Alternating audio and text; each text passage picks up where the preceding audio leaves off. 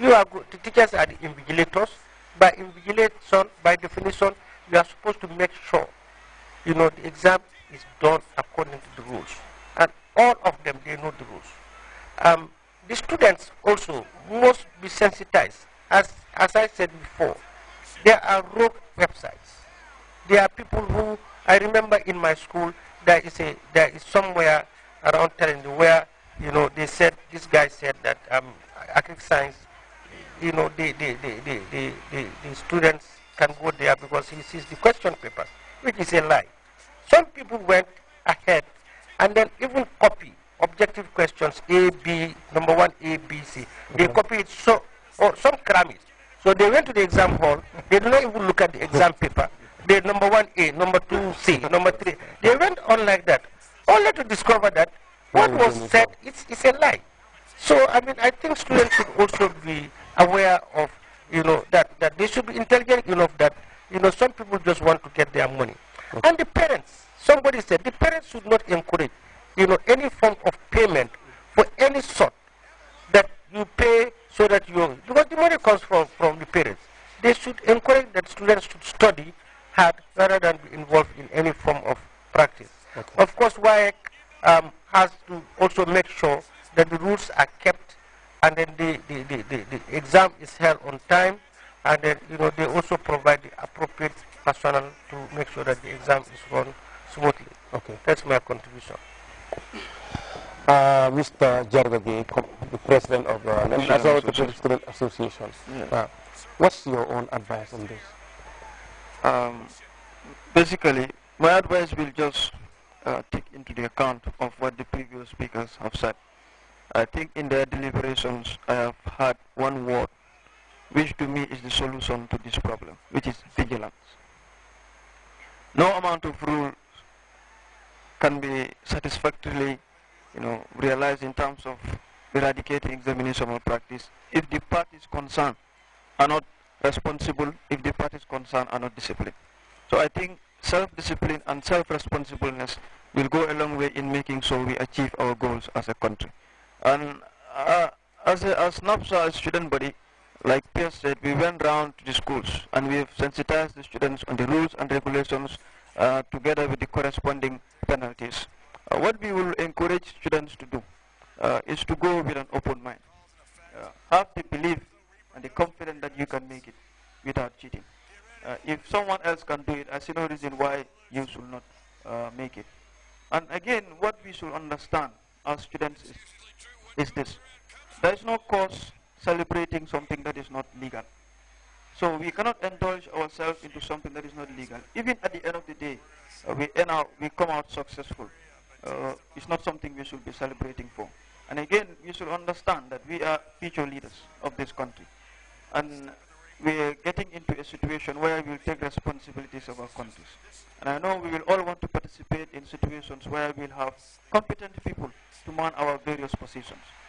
Now, for that being the case, examination malpractice will lead us nowhere other than having certificated illiterates. People will have the certificates, yet they cannot be able to deliver to serve the public institutions.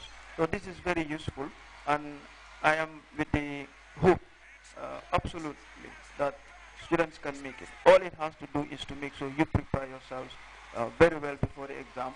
Make sure you make best use of the opportunity you are given. And like the rule said, I think it would be very unfair for you to go to reach grade 9 or grade 12 just to realize that your particular exam papers have been cancelled just because we were cheating in a single paper. It's not going to be fair on the side of your parents who have spent a lot of money to making sure you reach where you have reached. And again, it's not going to be fair on the side of government who has provided all the necessary materials to making sure we succeed as students. So everything will boil down to this: self-discipline and self-responsibility.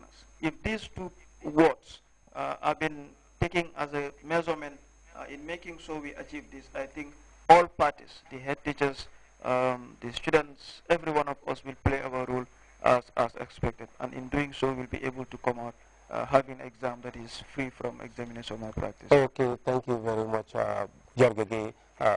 You almost delved into the next question I was going to ask. I want, Mr. Boy, I want this to be clear to the students. In fact, do they necessarily have to spy? What benefit will it earn them in the future? You know, somebody that is bent on cheating will not use any form of reasoning to dictate his or her actions. But the fact of the matter is, whether you succeed now through cheating, or you are caught now, the benefits that you get by cheating will be short-lived. Short-lived in the sense that if you are able to get, for example, very good grades and pass with flying colors, as I said the other time, you will not be able to defend that certificate. You will not be able to live up to the expectation of that certificate that you possess. Precisely. And wherever you operate, either in the workplace or, through your interaction with your colleagues, people will know that this person that has this certificate is not, living up to the expectation that we have on that certificate. So, really, for me, I think, there is no need. There is no need to cheat. What is important is work hard. And whatever you get through that, form of, sweat, you know that that's what you deserve. Work hard, and as the saying goes, hard work will always pay. Precisely. So, I want to just touch a little bit on this business of having over 50% of students in a school, engage in malpractice. You see, if that happens, it means that school is actually, trying to entrench that culture. Because if, for example, you have 150 students sitting to the exams, there is no way that you will take half of those students, which is 75, putting them in one classroom. They will be spread in, several classrooms. Exactly. So if 75% of the students have been found guilty, it means that there was a plan. Let me put it that way. There was a plan to be engaged in examination malpractice. Exactly. And if that happens, the principal cannot be exonerated. The teachers who are in the school invigilating cannot be exonerated. It means that it's the school that was making an attempt to develop that culture of cheating, which should not be, encouraged. And I said the other time, this year, we will not stop at just writing to them to say their exam results have been cancelled.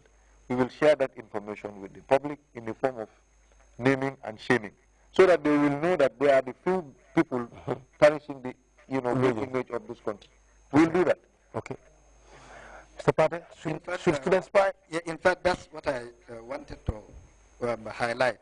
That yes, in fact, we all are aware that WAEC recognizes outstanding performance.